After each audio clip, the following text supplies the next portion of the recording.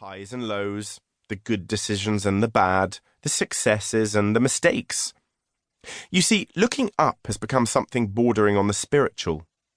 I'm not religious, but that doesn't mean I don't look up. "Do you believe in God?" asked my son Ludo one morning. "I don't know," came the answer that surprised me. "I'd probably describe myself as an atheist. I'm open-minded. I've been into the various churches of God over the years. I don't have a particular calling to a specific God per se, but that's not to say I don't believe in a higher calling. It's just that mine is a little wilder. The wilderness is my religion. Nature, the flora and fauna. It's my church. I feel the same connection to a higher being when I'm in the wilderness as I do in a church. My God is not specific. It's the trees, the mountains, the rivers, the waterfalls. The wilderness heals. It soothes and calms. Don't worry, I'm not going to get too philosophical here, but it is important to understand my calling, because the wilderness in all her cloaks has a powerful spirituality. Of course, there are plenty of cultures who have long revered the sun and the moon and the power they have over us, and there are many pagans who also have a deep connection to the land and the earth. Mine is less structured.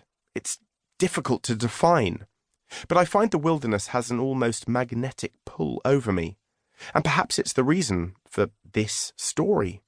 The call of the wild has helped mould and shape me into the man I am today.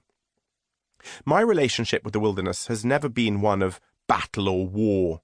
It's never been man versus nature, but man with nature.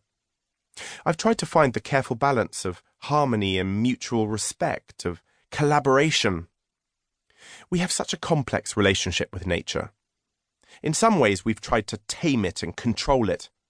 Look at our cities and townscapes. We've beaten nature into submission, sanitized it and suppressed it. It's almost as if we're terrified of it, scared of its power over us. I've never been fearful of the wilderness, respectfully wary and often humbled by it, but I've always loved being close to Mother Nature.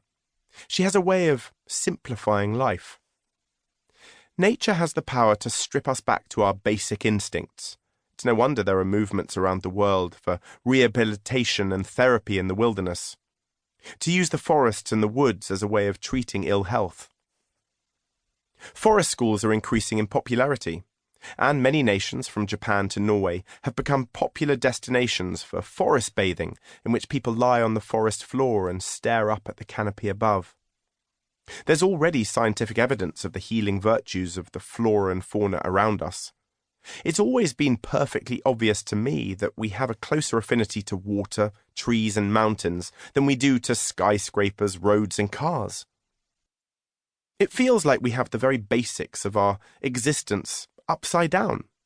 Rather than living in the concrete grey cityscape and escaping to the countryside for holidays or breaks, we should live closer to nature and visit the cityscapes. Of course, cities hold the key to work and opportunity.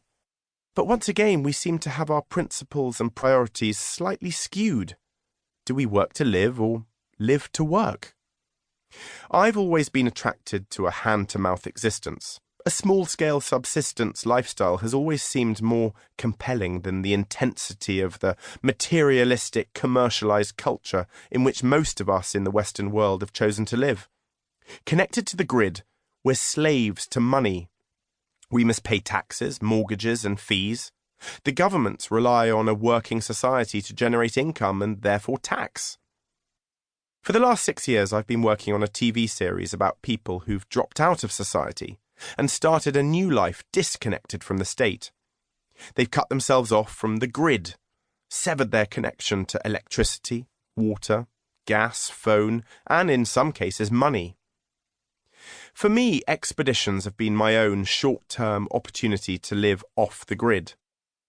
Expeditions have given me a chance to test my resolve and pique my resourcefulness.